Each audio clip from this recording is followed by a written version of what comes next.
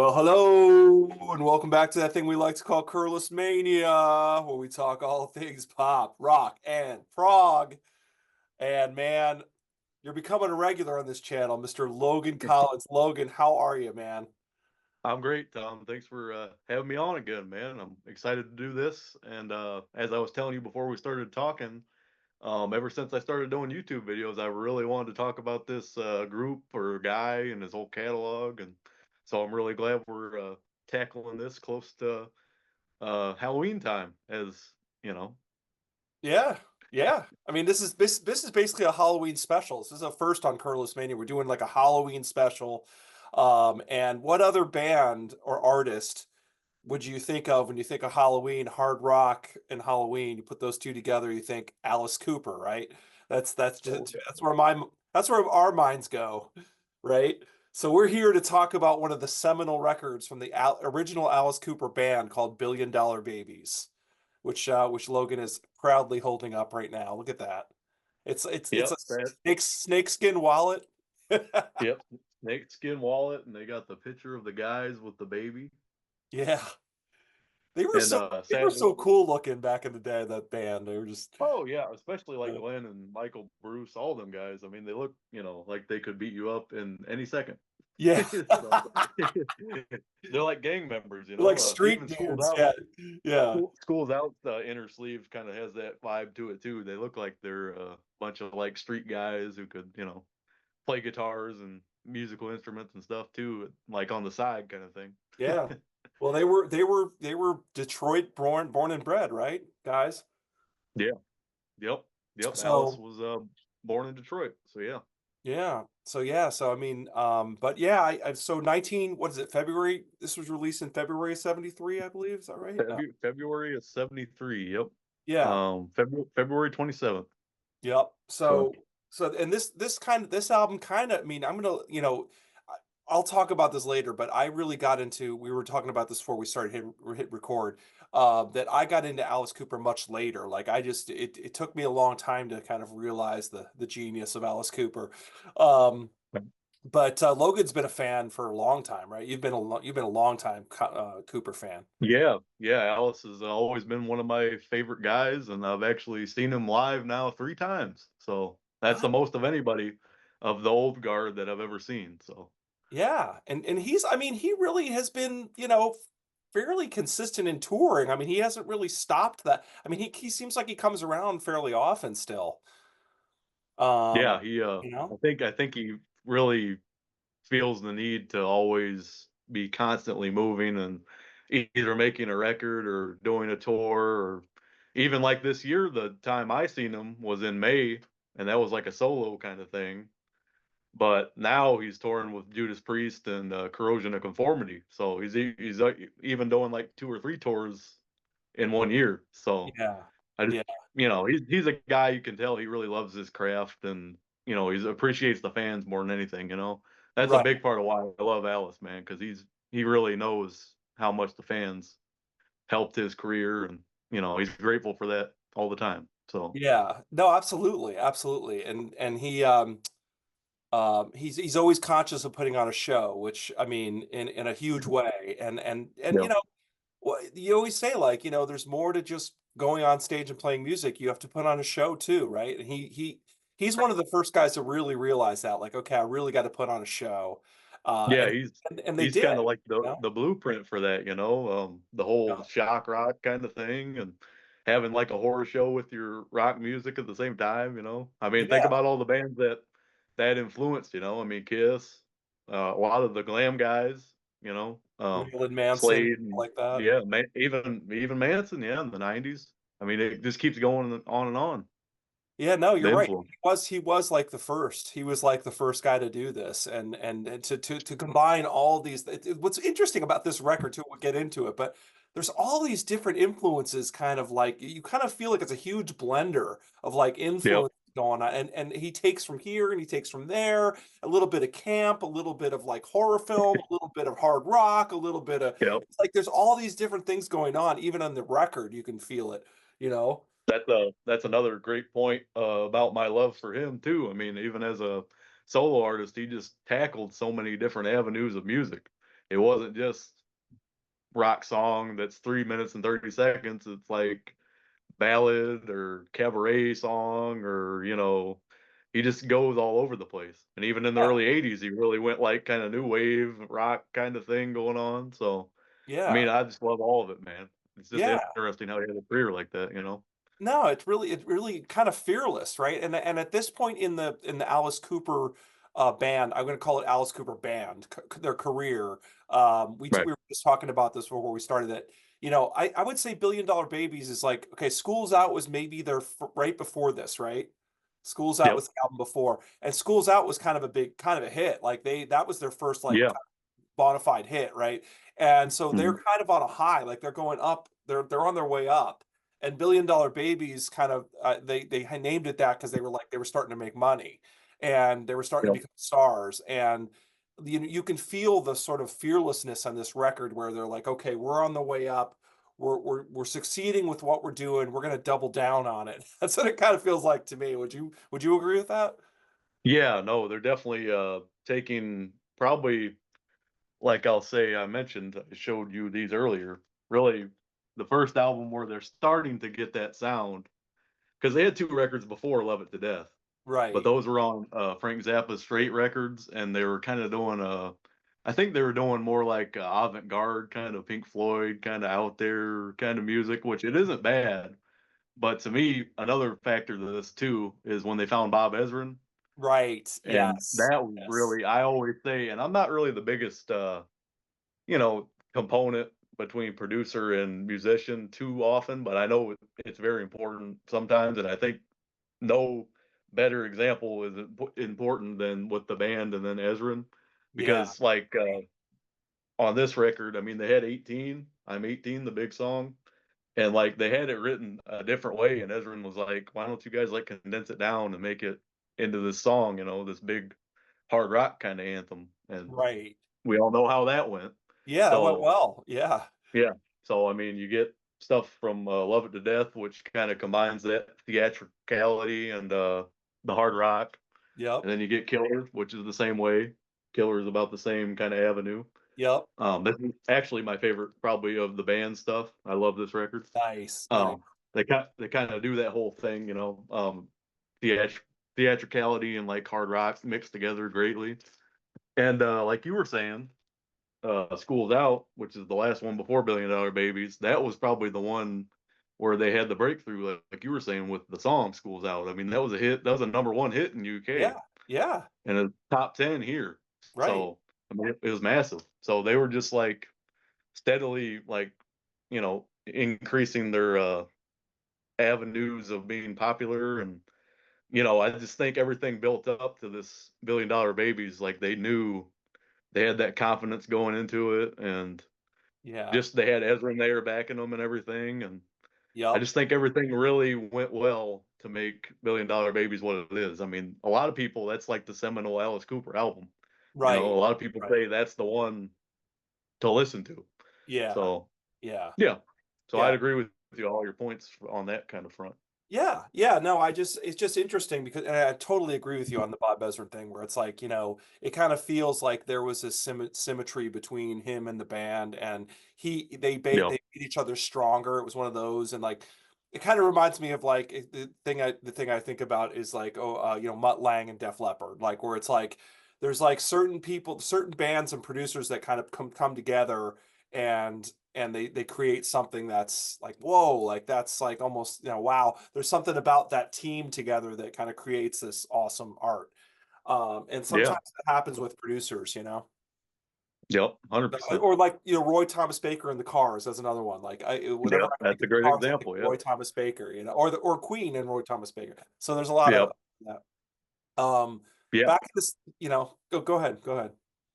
Oh no, I was just going to agree with you pretty much. I mean, it all really goes to me. It really goes back to George Martin and the Beatles. Oh That yeah, was of kind of like course. Right. the one, that everybody always probably wanted to have, And I Yeah. think a lot of these guys, all these bands we mentioned in the 70s, that was probably the closest thing to it. Or Hmm. even in the 80s, some of the metal guys, Martin Birch worked with a lot of Birch. like Yes. Martin Birch and Iron Maiden. That's another really Yeah. solid I mean, they collaborated together for a lot of records. So Oh, absolutely. Martin Birch was like the heavy metal producer for like a lot of bands, right? He did Rainbow. He did, didn't he he do did. Deep Purple possibly He too? did Sabbath too, I think. Yeah. Yeah, yeah. So he did a lot Mhm. of heavy metal stuff, which he was like the guy for Yep. heavy rock and metal. But yeah, no, you're right. I forgot about Martin Birch. So yeah, but yeah, there we go. So anyway, so what we're getting at is just that this album I really feel like is a high for them, and it's their first sort of like wow, like their album that they really kind of went into it like full on and like with tons of confidence, and they knew that they had something, and they had the single was what? No More Mr. Nice Guy? Was that the single? I looked. They had 4 singles on this record. The first one is actually "Elected." Was the Oh, first one. Elected. Okay, okay, got it, Yep. got it. No More Mr. Nice Guy was a single. So the 4 singles were "Elected," "Hello Hooray," "No More Mr. Nice Guy," and "Billion Dollar Babies." Okay, So, okay. yep.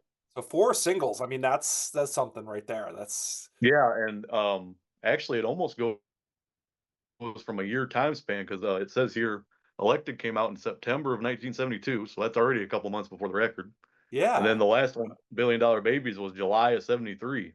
So they Wow. really they really spaced out those singles.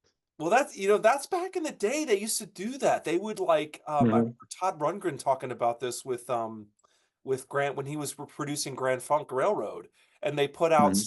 they put out a single before the album was done. Like they had a song done that they knew was going to be a hit, or they wanted that to be the single, so they put it out like you said before the album came out, and that's the way they Yeah. used to roll back in the 70s. You Yeah, know, it's crazy with "Elected" because that's, like, almost half a year before, you know? that's crazy. That's crazy. No, Mhm. it's nuts. But yeah, and anyway, yeah, so let's get into the record. I mean, what's your general take on this album? And you just showed a lot of the Cooper group albums. What's your take on this one within that realm, within the group era? Well, that's probably where it gets, kinda hard for me because, like, I think really the 5 they made in the '70s, I don't really think there's anything really bad on any of them, to be Yeah, honest with you. yeah, yeah, Um, so it's kinda like a toss up. I always say Killer is my favorite one, but yeah. I'd say this is definitely, I mean, Billion Dollar Babies is probably a close second for me. Right, Um, right. Probably always will be. Yeah, Um, but yeah, I mean, they're just, they were just a band that really they knew what they wanted to do, and they just kinda took that and ran with it, like no other band was doing that kind of theatricality style or, combining that with, the blues rock and the stuff they grew up on. I mean, I know Alice and them guys were big Stones fans, so all that stuff kinda, like, combined into this, like, mixing pot of whatever you call the Alice Cooper group. I mean, it's yeah, crazy. And it's yeah, not like, I mean, with Billion Dollar Babies too, it's not like they didn't have help. Most of these records, they do have additional musicians playing on the record, and especially by this time, Glenn Buxton, the lead guitar player, he was kind of really deep in his addictions with alcohol and drugs. So yeah. they actually had Steve Hunter and Dick Wagner Dick come in. Wagner. Yep, yep, Yep. yep. And Dick Wagner would become a big thing with Alice later on. Mhm. A lot of solo records. He's on Welcome to My Nightmare. He's on some of the new wave. He's on Dada, that record. Right, So he right. really stayed with them as a songwriting partner throughout all that kind of period. And just want to mention that. But yeah, you want me to get into the songs on the album? I Yeah, can start sure. talking Let's about the go. Yeah. songs. Hello, hooray. Start with that. Yeah. So the first tune, "Hello Hooray," which I didn't know for the longest time is actually the cover song from a guy in the '60s. Right. He's a Canadian singer-songwriter named Rolf Kempf, which I don't think he might have recorded a version of this song, but the one I'm familiar with, uh, Judy Collins actually recorded this song. Oh, I think I didn't know that. Nice. in like '67 or '68. So it's like really acoustic, kind of like, singer-songwriter, kinda Joan Baez Yeah, kinda deal. So sure. it's very interesting listening to this after you hear, the this version, because Right. this is a perfect example of the Ezrin and Cooper band kinda teaming up, on this song, I always thought, because it's really like grandiose and bombastic intro to a record, It is, or it is. to a concert, because I'm Yes, it sure almost back feels like a show opener. Yeah, like, feels like a right. show I opener. I'm sure like on the tour they probably totally opened with this song. I mean, that Yeah. would make the most sense. But yeah, I just love the lyrics in it. I mean, they really took. I don't even know how they found this song. It's just strange how they must have heard her version or something. They were like, well, we might be able to work with this, and kind of took it down an avenue you wouldn't think would work. But It I mean, totally works. Totally that's just works. part of the magic of Alice Cooper, man. They Yeah. made something like that into well, not a hard rock song, but something you could see being an opener to a show or an opener to a record. Yeah. Yeah. Just fits perfectly. Yeah, it's not super hard rock, but it's really hooky and very, like, very dramatic and theatrical, and yeah. Yeah. Yeah, and Alice's vocals on that, man, I always, when he starts singing about feeling so strong, he like enunciates strong really long. I just love it. Yes, I yes, love how he yes, does that, man. See, yes. a thing I think some people probably might stray away from with Alice might be his vocals because he is. I mean, I love Alice Cooper, and I actually think he is probably one of my favorite vocalists as a singer. But he has a style to him. He Yeah, doesn't. yeah. He's not like a bomb. He's not like a operatic kind of long, notes or not a very technically gifted singer, I guess is the No, way to put it. no, He no, he's just puts his own like sneer on it, and he's got that grit to him. And yeah, he makes songs like this work in that way. And yeah, even later on down the line when he does ballads, I mean, I think he sings ballads great. yeah. So And what he doesn't have in, like, you're right, what he doesn't have in technical ability, he kinda makes up with enthusiasm, like, he's just so, you can tell he's, like, 110% in, like, and he just goes for it, and it's, even if he's not hitting the notes perfectly, it's like you can feel the energy coming off, you know? yeah, 100%. But yeah, that's about all I had to say for Hello Hooray. So we'll go to track two, which is Raped and Freezing. And this one kind of goes back to the Killer sound, Love It to Death. It kind of has that classic hard rock kind of sound Yeah, for the time. They're kind of going back to the blues rock a little bit. And this one, I mean, Alice wrote the majority of the lyrics on this record, and this one's, I don't know, it's kind of funny how they like lay it out. He's singing about kind of going to the desert with this girl, and they're getting ready to make out and stuff. And I guess after the deed, something goes on, and he has to jump out of the car real quick, and he doesn't have his clothes on or anything, and the chick's like chasing after him. It's pretty funny, man, when you read the lyrics. I mean, that's just the humor he had. He just had some like a wild sense of humor. right, Um, yeah, and aren't they in, that like, really, Mexico or something too? Like, it's like yeah, yeah. the end He is like calls it. yeah, I don't know if it's an actual place. It's called Chihuahua, Mexico, is what he says in the song.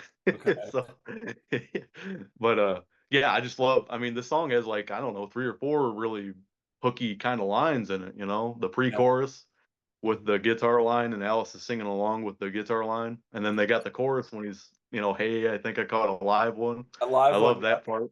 yep, Yeah, and it's just really I think it's an underlooked song on the record because you don't really hear a lot of people talk about it anymore. Um, I'm sure the title probably doesn't help nowadays right, for yeah, that. probably. These days, I don't know how mu yeah, these days especially, it's like, "Oh boy."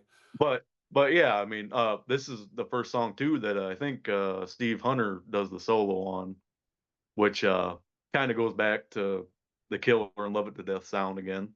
Mhm. Um, got that classic hard rock thing going. But yeah, I think it's a great tune, and I'd be amiss if I didn't mention the ending when they actually go into the like Spanish kind of sounds that you were mentioning. Like they kind of play on the lyrics, talking about being in Mexico, and they turn it into this like I don't know, like a cantina like song with the main riff on the acoustic and stuff, and Yeah, it's Alice is like doing all these like ad libs during the song.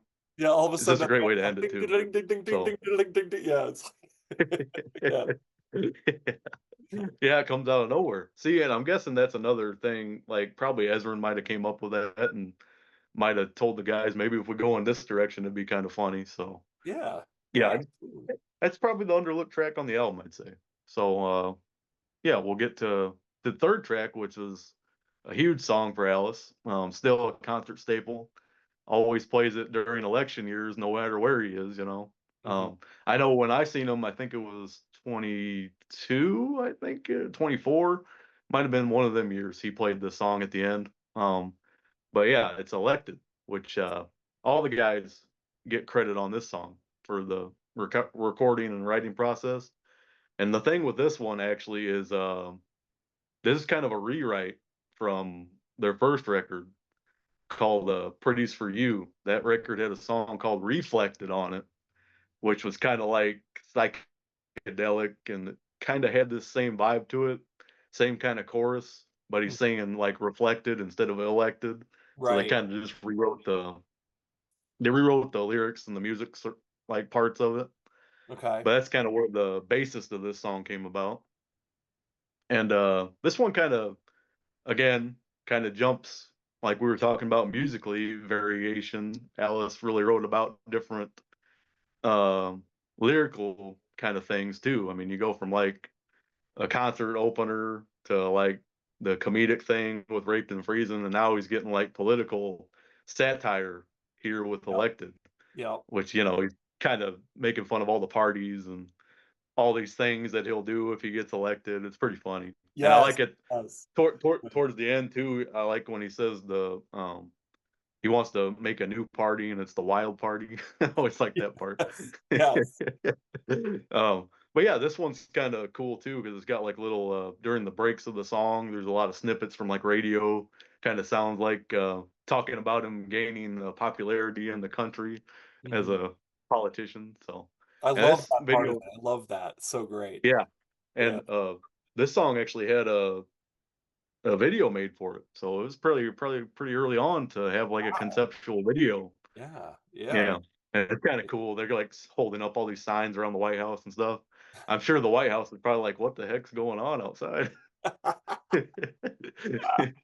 But yeah, this was a huge. I mean, this is one of their bigger songs for sure as a band. Oh, yeah. Right up there with right up there with a couple of the other tunes on this record. But You know? yeah, just love the instrumentation of it. You get a little horn kind of arrangement too in this song, which Hell Over Ray had a little horn arrangement too. So it's kind of cool to get that little switch up. Yeah, it's kinda Um, subtle, you kinda go, "Are those horns?" Like, you can hear them, but then yeah, hearing them more, "Oh, yeah, there are some horns in and it."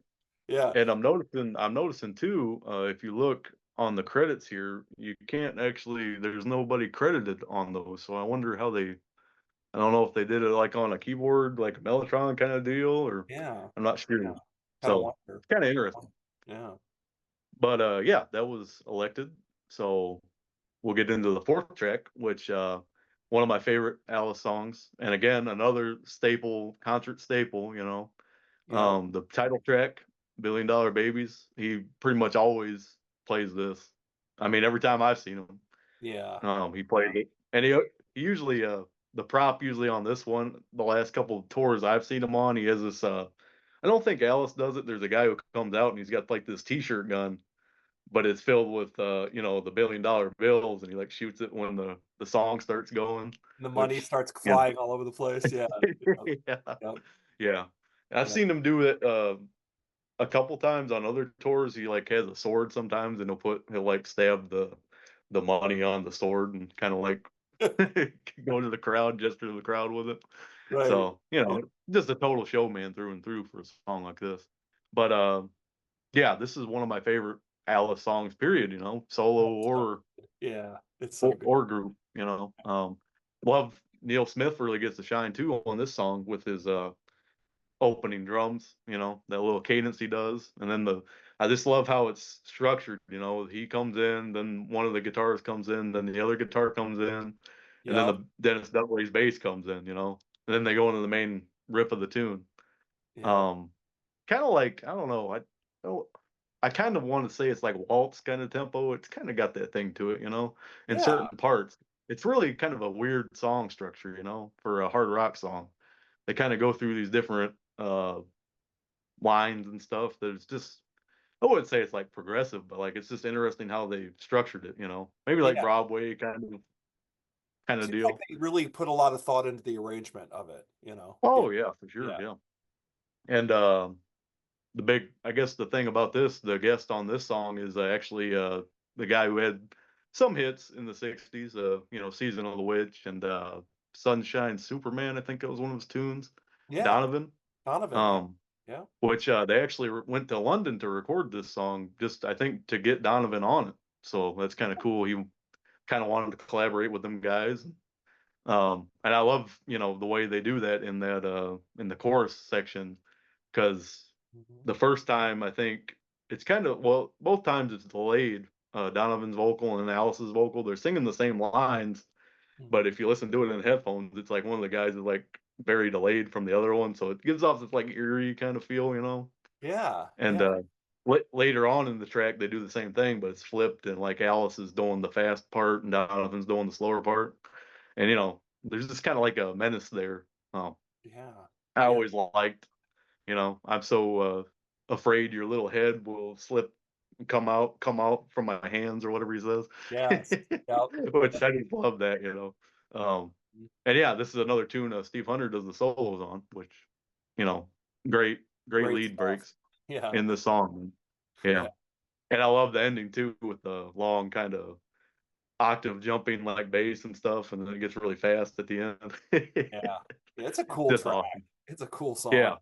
Yeah. No, even like me, I'm a huge Cooper guy, but even that's like, I mean, I know it's one of the hits, but like that's a song right there that's like one of the best probably ever he did to me. Yeah. So yeah, that's the fourth tune.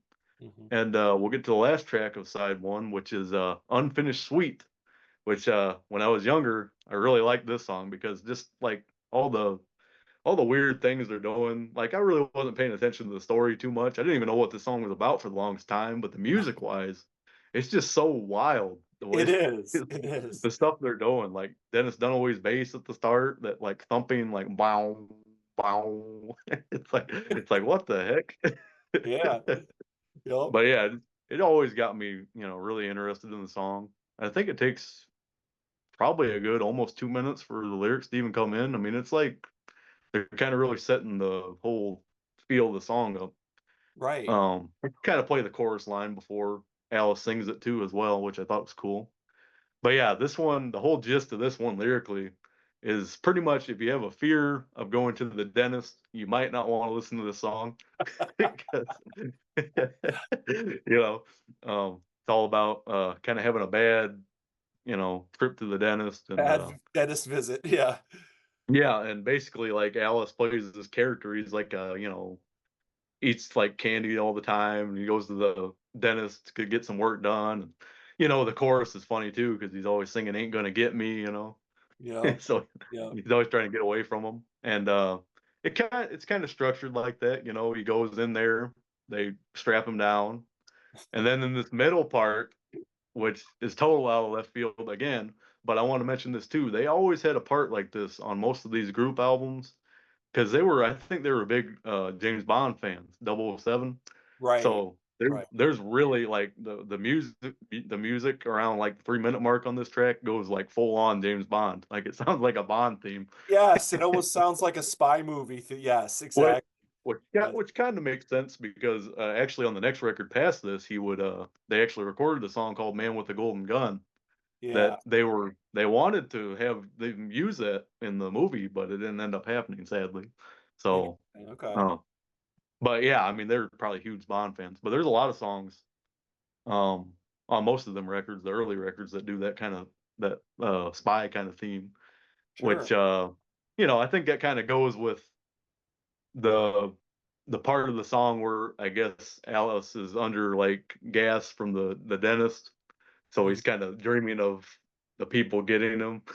So Right. it's kind of Right. crazy, Yeah. but it's kind of hard to describe. But I know there's a good video on YouTube of them playing the song, or at least Alice like acting it out, and they Mhm. kind of like have the whole thing. They got a dentist chair, and the dentist is there, and the nurses, and it's pretty funny. And Yeah. like during the spy part, they like do this like dance routine, and like they're kind of like taking this drill to his like the whole stage turns into like his mouth. It's Oh, like that's they're trying hilarious. Oh to my god, yeah. that's funny. I have to send it to you if I remember. I can't remember Yeah, what shoot show it it to is. me. Yeah. It might be like Midnight Special or something. It's something like that. Oh, that's so But funny. I love when you hear the drill, when you start hearing the drill. right, yeah, yeah, the It's drill's so funny, and then good. you can hear them get the tooth out, like, this little, like, pluck sound. Yeah, yeah, But that's total left field too, right? Because you go from the spy thing, and then it right. kinda goes back to, well, not really going back to anything, but, like, really, like, distorted bass, like a wah pedal or something, and it's, like, really distorted. I mean, it's, like, really compressed and dark kinda sounding for that part, and then Yeah, it kinda goes back to the regular music for the last bit of it, when he wakes up, and, yes, right. it's kinda funny too because it has like a false ending kind of vibe, He's Yeah, like groaning about his tooth and the right. music's still playing and it goes out and then it comes back in and he's Yep. still like groaning about his teeth. It's funny. Yeah. Yeah, I mean, come But on, let's be honest, sometimes going to the dentist can be kind of traumatic, and I'm sure, like, I mean, literally, it's like you're sitting there like, "Ah," and you're getting drilled, and yeah. it's like I mean, it's just like Oh, yeah. it's kind of a cool way to, like, make a song out of something that's like, yeah, everyone feels this, you know? Especially something like that that's I mean, like you said, it's kind of like universal. A lot of people have that fear and Yeah, it's just kind of funny. I was reading the write up of this on Wikipedia and it actually says like there's a great quote. I can't remember where it's at, but it says something like the themes on this album go from necrophilia, horror, sexual harassment, and dental fear. It's like what the heck, we're hitting them Like all. yeah, Fear of the but dentist. Yeah. but yeah, that's the end of side one. Which I don't think there's a bad song on anything from side one. I was So gonna say side 1 is very strong, for sure. yeah, Yeah. yeah, because you got three of the singles and you got a really good kind of hard rock track there inside too. And Mhm. then Unfinished Sweet is like this crazy far out there kind of experimental thing. And They're really showing their love over for 6 minutes, by the way. yeah, and they're Yeah, really showing their love. I think they're showing their love for like Floyd and stuff like that. It yeah. sounds like very psychedelic kind of like that. So Mhm. Yeah. but, yeah, then we'll flip the record over to side 2, which this one wastes no time in starting with another, probably arguably, I'd say, besides School's Out, this is probably his biggest song. Right. Um, Yes. No Yep. More Mr. Nice Guy, which, very big, popular single. Still played it every time I seen him. And, again, this kinda goes back to the comedic lyrics, talking Mhm. about this guy going bad kind of after all this stuff going wrong in his life and the reverend knocking him out and stuff and Yeah. Yes. Right. but Yep. yeah, I love that bridge section, when they sing the whole my dog bit me on the leg today and my cat clawed my eyes. Yeah. It's just so funny. And if you have a bad day, I mean a song like that really just kind of picks you up in a way. Yeah. Yeah, absolutely. I mean, again, this is another universal thing where it's like everyone can relate to this sometimes. You feel like I'm just being and this happens to me a lot in my life where I'm like, I'm being too nice. I need to just Yeah. what am I doing? I need to put down boundaries. I'm pissed off now. Now I'm mad. No more. I'm not being nice anymore. I mean, I think everyone can feel that song. You know what I mean? Yeah, and I think that's part of why this one just resonates so much with people. That's one of Yeah. them tunes that everybody can relate to. Yeah. And it's kind of, I mean, most of the popular Alice songs are like that. I mean, I'm 18's like that too. Yeah. When Yeah. you're at that age, I mean, you don't know what you're doing. Like Yeah. kind of caught in You're the not a middle. boy, but you're not a man yet. It's like it's yeah, it's kind of yeah. Yep. Yep. Yeah, but that's it's a great another great tune. I think this is another one that has yeah, no. No. So maybe yeah, maybe, Glenn Buxton might do the leads on this tune. I thought maybe, Steve Hunter does, but I don't think he's on this one, so Interesting, interesting. You mentioned it's funny, you mentioned Judas Priest earlier that they had toured with them or what. I always feel like this song could be a Judas Priest song. Like, doesn't it sound like they it could kinda cover has this, a could kill it, well, especially around, like, when Priest kinda did this more, like, hard rock, kinda I wouldn't say commercial, but, like, after British Steel, they went and did Point of Entry, and that record's Yes, very yes, kinda straightforward hard rock. I could see them doing a song like this around that yes, time. yes. So, Yep. yeah, no, I totally get what you're saying, yeah. You know what I mean? I don't know why. It kind of always hits every time I hear this song, I always think of that. Yeah. And another thing about this song too, it's kind of got like that doo-wop backing vocal, so that's another, Mhm. kind of different thing to show the band off a little bit, Yeah. which I always liked. But yeah, it's just like a great, straightforward. I mean, it's almost like pop rock, really, in a way. Yeah, it is. It kind of is. Yeah. Yeah. But yeah, so that's side one or side two's opener, and then we'll get to side two's second tune, which is a Generation Landslide, which this is another tune that the guys are all credited on, and kind of goes back to the themes of Elected a little bit, kind of going back to the political, kind of social commentary a little bit too, which he didn't really tackle too much in the band or like even in the solo career too much. But he's kind of like talking. I think I always thought like Generation Landslide was kind of about how older generations feel about the generations coming up, and like how they're concerned about how things are gonna turn out for that generation, and then when that generation gets older, they say the same thing about the next generation. So it's kind of Right. just Yes. like a landslide of emotions and feeling, and you know they kind of go into the whole. I know he talks about them like in the lyrics. He talks about like the kids acting like robots kind of thing. It's kind of funny. So Yeah. it's probably like this older generation just thinking like they're not really doing what they want their parents to do, but that's kind of how it goes for all the generations. They just kind Right. of form their own feelings and opinions, and that's how it goes always, pretty much. So Yeah. it's kind of an interesting song lyrically. It's kind of one of his deeper probably songs lyrically, I would say. Yeah, So absolutely. Yeah. yeah, For- and he actually would end up he re-recorded the song for I think Special Forces, which is 81. Okay. So yeah, they kind of like changes the lyrics a little bit, so it kind of even that kind of like plays on the whole shift in like 8 years time. So I always thought that was kind of cool. Yeah. But yeah, and Alice actually gets a harmonica break on that one, which I always thought was cool too. Um, Plays a little harmonica, kind of goes back to that blues kind of avenue that they started with. Yeah, and this one's kind of acoustic. Um, I mean, it's got a lot of acoustic stuff on it. yeah, very Yeah. much. Yeah, especially during the harmonica stuff. That's like prominent acoustic playing the chords and stuff in the background. Yeah. Yep.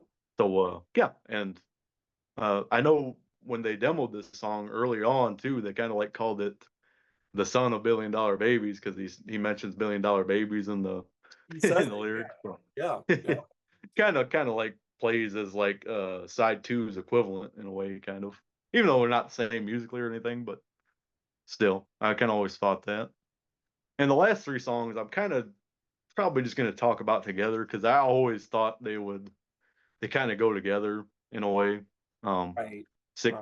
Sick Things, Marianne, and I Love the Dead, which Right. kind of all have this horror aspect, which would be great to tackle right now. I mean, if anybody out there is making Halloween playlists, there you go.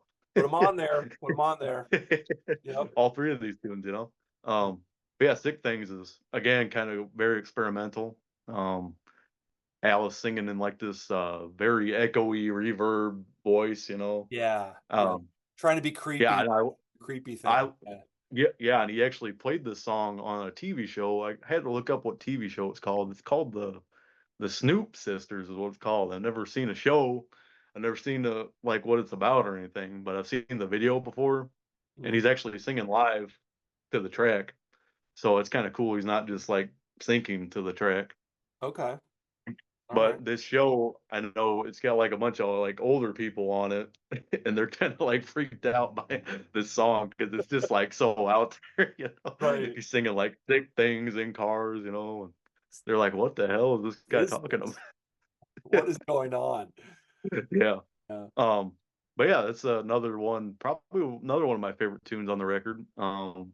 Really love the way his vocals really kill on this one to me, especially like the way the drums and stuff come in and in like the chorus part, like when he sings "You things are heavenly," when you come worship me, and he's kind of got this like double track thing going on with his vocal. and he's Yeah. like whispering in one section, and he's like just talking it in the other. It's like really creepy, you It's know. creepy. Yeah. Great, Yeah. great creepy tune, man. Like that just embodies like the horror aspect of Alice to me.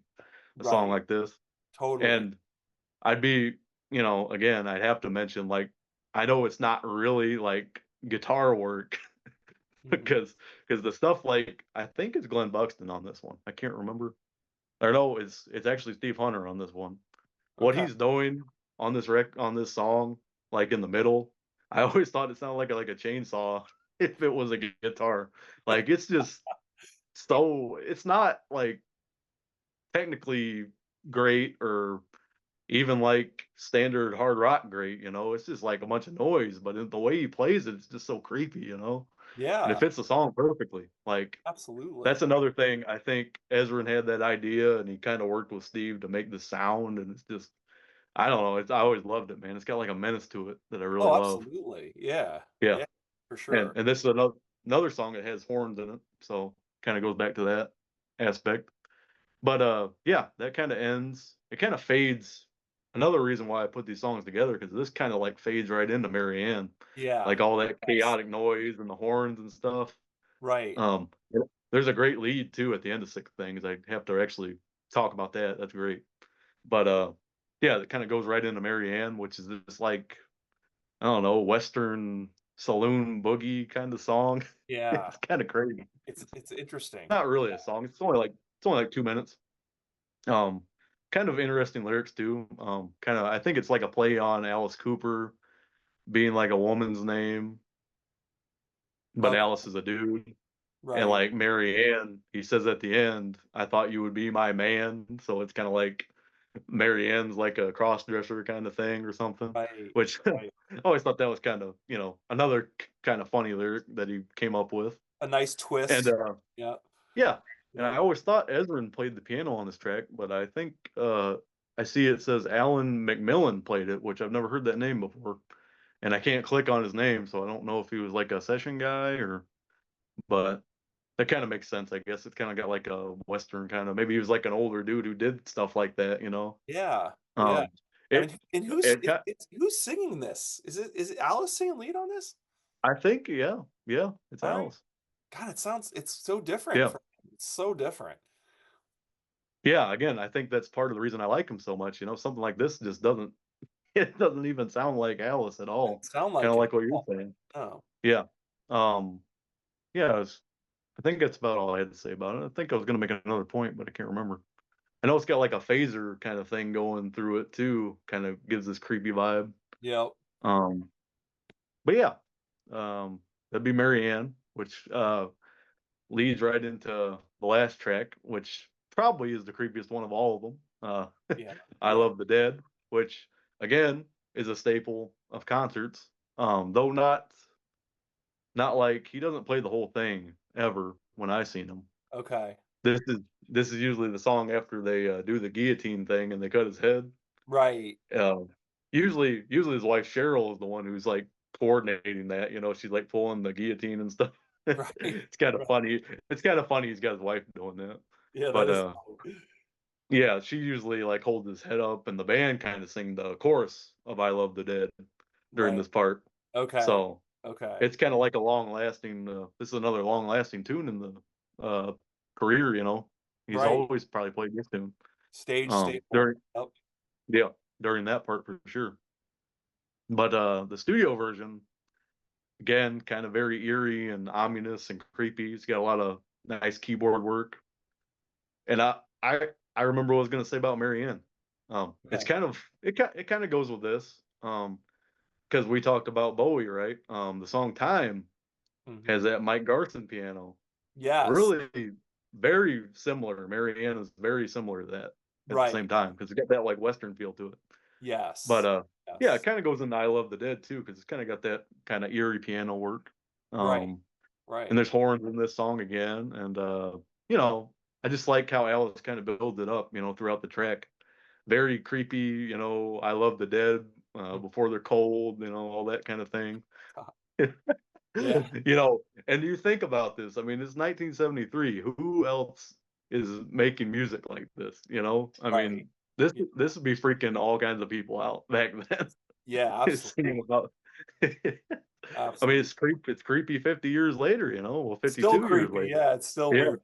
Yeah. So, yeah, just singing about, yeah, I think the title kind of explains Kinda itself. I don't gives it really wanna away. go too Yeah. far into it, but, you know, um, I just love the way it builds up, and towards the end, like, he gets, like, really excited with his vocals, like, he's like, I Mhm. don't know, he's, like, kinda getting really, it kinda reminds me of Raped and Freezing, like, the end of that, he gets, like, kind of all, loose, and he's, like, singing, like, these ad libs all the time Right, over the lyrics. And like right. this one during the chorus, they have a break, and there's like Neil Smith doing a lot of tom fills and stuff, and Alice kind of does that like ad libbing again. So yeah, Yeah. I think it's a good ending to the record, and I like how it doesn't fade either. They go back into the verse structure at the end, and that's Mhm. kind of how it ends. He sings the cadaver eyes, look at me and see nothing, and then it Right. just ends like that, Yep. kind of even creepier to end just like that instead of fading out on the chorus. So, Yeah, you yeah, know, yeah, and um, it's sort of this but slow build, it keeps building and building and building, and then it just ends. It's like, yeah, you know, yeah, um, yeah, but yeah, I don't really, again, like side one to me, side two, really not anything I would take out of it. right. When I listen to this record, I listen to it as a whole. Yes, So, yes, and it's not yep. super long album. I mean, it's just like, nice Uh, yeah, it's long. only 40 minutes, I think. Yeah, So so there you go. So back in the day, they made these 40-minute albums that you can listen to in one sitting pretty easily. Um, yeah, you I know, think this is one that a lot of guys talk about how it ends. It makes you want to play it again and again and again. I yeah. think that's why it's got that lasting legacy. This is one of them records. Yeah. Oh yeah. No, there's no fat. There's no I mean there's I don't I think the first side is a little stronger, but the second side is no slouch. I mean the second side is still strong. And I I love, think you know. Go ahead. I think kind of like side two is kind of pressing it towards what he would be doing on the solo albums, like Welcome to My Nightmare and stuff. It Yeah. has very like theatrical kind of stuff, and he's kind of combining that onto the records instead of it just being a part of the show. I Right. think is Right. the big thing. The big takeaway on this record is that probably he's starting to like bring those elements onto the record instead of just being part of the like stage show. So Right. Right. Exactly. And it's funny, I was gonna say before I forget to say this, I was gonna say this when I was doing the homework for this and listening to this album over and over again. There are times where I'm like, man, that almost sounds like early Aerosmith. Like, there's, like, moments where you're like, "Man, that sounds like so," and it's you realize that, like, Jack Douglas is part of he's engineering, and yeah, produced all those early Aerosmith records, and I think Dick Hunter and Steve sorry, yeah, or they're on Get Your Wings, right? yeah, So Get Your Wings, exactly. So it's like it's the same producer and the same guitar players and Dick Wagner and Steve Hunter. Like those guys are like all on that record too. So it's just funny because there were like there were little moments you're like, that almost sounds a little Aerosmithy. It's like mhm. that's probably why, you know. Yep, yeah, I Uh totally get what you're saying. Yeah. yeah. So, but yeah, no, it's just funny. That's what's so good about these records, and you're touching on it a lot, is that just all the different things that come together. All these, just like wow, there's a little bit of this, a little bit of that, and it just Yeah, feels like this big stuff that stew. probably shouldn't work together, but it does, you know what I mean? Yeah, yeah, absolutely. And I think Ezrin was a big part of like the direction of kind Oh, of, yeah, because especially the the record after this one, Ezrin is gone, actually, he stops working with them, right. and I like it, Muscle of Love, but I think it's more like, if you're a fan, you really like that record. I don't think it was the follow-up to this that it should have been, Yeah, commercially, I guess, so. yeah. Well, wasn't Buxton out of the band too at that point? Glenn was pretty much, yeah, I think they Gotcha. kinda had other guys playing the leads, kinda like on this record too. Yeah, As yeah. sad as it is, I mean, even I was gonna mention this on Killer, Rick Derringer actually does some leads, so Oh, he they does? always had Okay, yeah, okay. they always had some guys kinda there, so I think there was always kind of that turmoil Yeah, um yeah, he's issue. yeah, a little he had a little bit of an issue with with these extra guitar players. And if you know anything about Ezrin, I mean, Wagner was kind of his guy because like even in Kiss, couple songs on Destroyer, Dick Yeah, Wagner plays the leads on instead of Ace. So he was like his first phone call for guitars, like, "Hey, Dick, do you wanna come down to the studio?" No matter yeah, who he's he like, was hey, this guy ain't working, so can you no come down matter who here? he was dealing with, it didn't matter. Um, so but yeah, but that's interesting. Yeah, no, I just think it's a very, very strong record, and I think it's because Muscle of Love didn't do quite as well, and that Muscle of Love was the last record of the band, right? Yes, that was the last album the band made Yeah. until actually this newest one that came out this year. So pretty Oh, cool. alright. Yeah, I didn't it's know called that. the Revenge of Alice Cooper. They all got back together. Besides Glenn Buxton, he passed away I think in the late '90s. So, Oh, that's a bummer. Yeah. but all the other guys are there, and actually, Ezrin had tapes of Buxton's playing that they formed into a song on that record. So he's still kind of on it. So that's kind of Okay. cool too. Alright. So Oh, that's cool. They yeah, figured out a way to get him on there. Yeah, that's yeah. cool. That's Hmm. cool. No, that's neat. Yeah, you don't what's your well, we don't have to get too far into this, but I'm just curious, what's your take on Muscle of Love? What do you think of that record?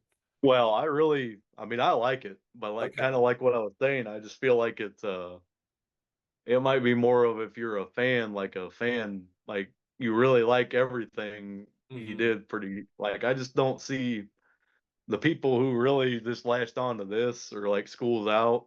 I Yeah. don't see them really Continue. catching on to, Yeah. yeah, because like there's certain things on Muscle Love that kind of are equivalents to Billion Dollar Babies. Like I kind of Right. feel like the song Muscle of Love is kind of like how Billion Dollar Babies is. It's structured as a hard rock song, Got all Mhm. these lead breaks and stuff in it. But there's also stuff like Crazy Little Child on there, which is almost like a jazz, Chicago like jazz kind of song, which is Yeah. like totally left field. And I Completely could see that like not being really somebody's wheelhouse that likes a lot of the stuff on here. But at yeah. the same time, too, I just feel like the people who really like Cooper, you really have to be into that different variations of styles. It just Yeah. his music kind of requires that because it's not just straight. I mean, there's some like the Killer and Love It to Death are probably the straightforward hard rock albums for everybody kind Right. of thing. But Right. after that, I mean, even School's Out, they do a song from West Side Story. They do a Gutter Cat versus the Jets. Like Yes, that's that's out of right. nowhere, you know? Yes. Yeah. Yeah. Yep. Yeah. Yeah, I But mean, yeah, I like Muscle Love, man. Yeah. but you have to be ready for that with Alice Cooper. It's kind of like the other artists we deal with a lot is Bowie. I mean, Bowie does that too. Bowie's all over the place. I mean, stylistically, he's all over the place. So, and that's what we love Yeah. about Bowie too, right? So there you go. Yeah. And I draw parallels between them two guys a lot in certain No. stuff, Because I mean, if you look at their careers, I mean, it's very similar kind of in the way they started and they're kind of doing this avant-garde, Bowie's like doing that pop thing, whatever, Yep. And then Yep. Cooper's kind of doing like very avant-garde stuff. And then they kind of go into this rock category. Right. And Bowie starts experimenting more than Cooper ever did, probably. But Right. Cooper experimented in different avenues than Bowie probably ever would have either. So Right. they kind of contradict each other, but they really go together well too. I think the Yeah. catalogs. Well, Yeah, it's interesting, and Bowie was always all about the show as well, right? So he was always very mhm. cognizant of a show as well. So interesting, yeah, the interesting parallels with those two. Yeah, But yeah, so yeah, what I mean, I don't know what else to say. What do you guys think of Billion Dollar Babies? Let us know in the comments. Let us know what you think. You know, yeah, Logan and I thought this would be a perfect Halloween special, like just the perfect album to talk about for Halloween. Because yeah, you yeah. know. That's kind of how it came about. I asked Tom if he knew any Alice Cooper, and he said, "I know Billion Dollar Babies." I'm like, "Let's talk about that one, man." Well, that was the album. That was the first album that like a friend. It was funny because like one of my a guy I was in a band with in Chicago. I always Mhm. respected he was a huge music guy and he had tons of he liked tons of music and I remember you know, he mentioned he always I always respected his taste, and he always, and then I remember one time he was like, "Oh, I really love Billion Dollar Babies," and I was like, I go, "What? Like, who?" He's like, "Alice Cooper, man, Alice Cooper Band." He goes, They're it's awesome." And I was like, "What? It is?" Like, I that was like the beginning of it. I didn't know. I was like, "Oh, maybe I need to check this out," you know, because John's talking about this and he loves Billion Dollar Babies. I checked. So that was the first album, the first Alice Cooper that I got into. So I figured Awesome. it'd be Yeah. appropriate. Yeah. Yeah. I wish I could remember what one I heard first. I really can't. I don't know if it was the greatest hits or it got a greatest hits of the band. I probably might have heard that first. Yeah, I do have Um, a greatest hits record. I've got that too. Yeah. yeah, Yeah. kind of dressed out as mobsters. It's pretty Yeah, cool. the mobster cover. Yeah, exactly. Yeah. Yeah. But yeah, no, so there you go. So what do you guys think? Let us know. We want to know in the comments. I read all the comments. Let us know. And Logan, thanks again, man. You're always on your A game. Always Thanks, bringing Tom. it. Yep. I Always I bringing it. love coming on here, man. And I think I said it at the top start of the show, but I've really always wanted to talk about Cooper. So I'm glad. Ever since I started doing shows, I really always wanted to talk about his stuff. So this is a Yeah. great avenue to do that. So thank Absolutely, you. man. And I love it. And let us know if you guys want like this and want more Alice Cooper. We'll do it. We have no problem doing more Alice Cooper. So let us know. Yep. Yeah, for sure. And happy Halloween. Don't eat too much candy, or you're gonna have to go to the dentist, and you've got to listen to the last track on side one. Yep. Yep. Don't let them get you, man. Don't let them get you. Don't let that unfinished sweet get stuck in your mouth. Uh, had to be said. That really goes well with Halloween too. I didn't even think about that. Yeah, exactly. We're even more so, right? So it's meant to be. So yeah, so that's it. Enjoy your Halloween candy, and Logan, thanks again. And we'll see you guys next time on Curless Mania. See ya. Go listen to some Alice Cooper.